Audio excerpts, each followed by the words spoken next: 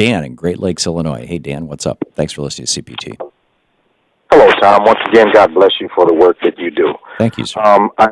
I'm glad that you touched on the idea how that white America has been bamboozled. I'm a 50-year-old African-American male, and simply through observation and my own life's experiences, all of this could be solved if white people would stop voting their interests away. They make up the largest part of the population according to the 2010 census. They've just been fooled to vote for moneyed interest. Now, to the issue of moneyed interest, I will say this.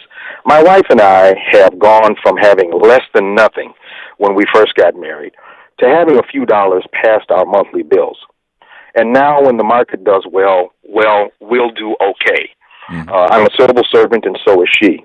But what I've noticed about myself over these years as our accounts and our collective balances have increased is that in myself there has been an ever so subtle creeping compulsion to watch or pay attention to our money. And we are nowhere near rich.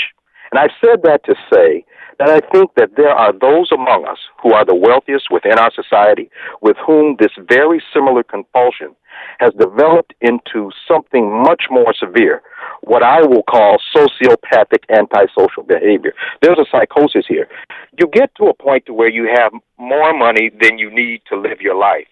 These people are only sweeping the money into a corner for themselves. There's no money in society for people to simply pay the rent. And they're talking about no health care, no unemployment, and the rest. Tom, your thoughts?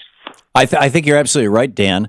I have a behavior in myself over the years, and I think it's an absolutely normal human thing. Money represents security in our society. Tragically, it shouldn't, but it does, and among other things. And I would add, and I've not only said this, but I've written about it. I wrote about it in two of my books, The Crash of 2016 and Threshold.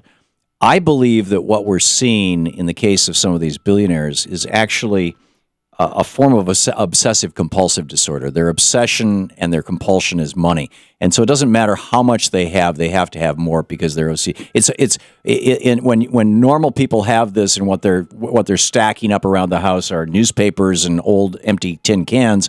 We call it a hoarding syndrome. If they're billionaires, they do the exact same thing, only instead of filling their living room with newspapers, they fill the checking account with money. It's the Scrooge McDuck money bin syndrome. But I think you're spot on, Dan.